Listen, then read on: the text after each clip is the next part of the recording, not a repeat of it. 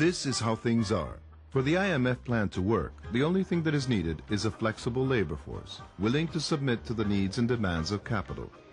Among the difficult problems you must tackle is the necessity of convincing labor unions that in order to reduce unemployment, which is above 17% still in Argentina, you must accept to reduce the privileges of those who have a job, to be able to create more jobs for those who have no jobs.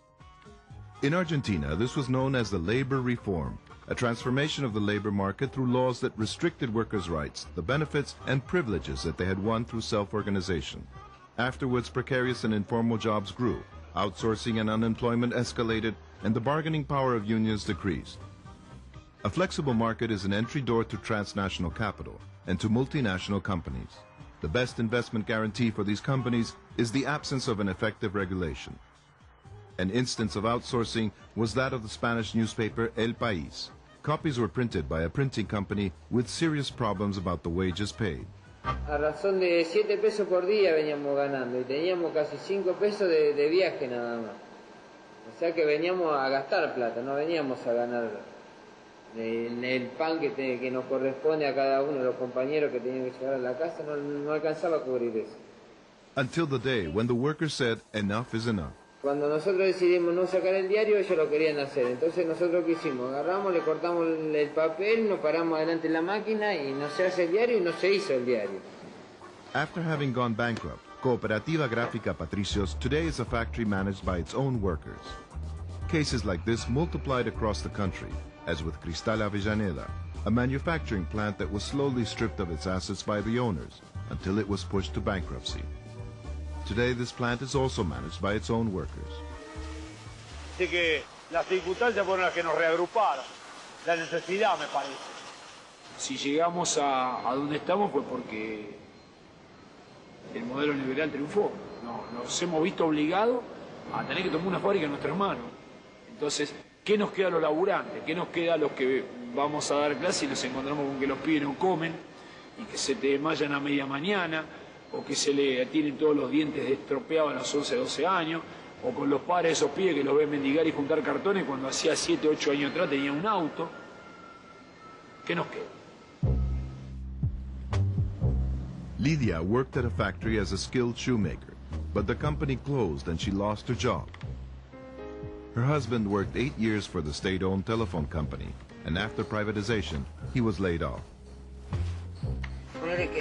Ese tiempo que yo estaba trabajando, mi marido también estaba trabajando, teníamos más que mal, no nos faltaba nada.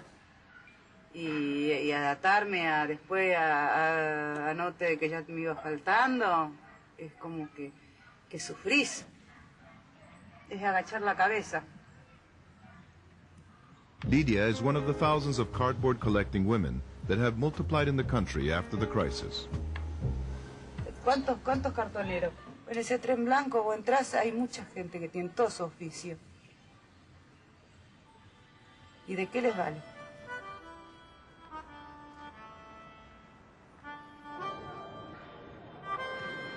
IMF recipes ended in a social explosion and a deep crisis. This happened not only in Argentina, but also in many other countries. The IFIs and the governments have made many mistakes. The international financial institutions enforce their rules and decisions by means of the penalties and conditions they impose on countries in need of financial assistance. Their recommendations lead globalization exclusively in the direction of business interests. This globalization destroyed decent jobs and increased poverty.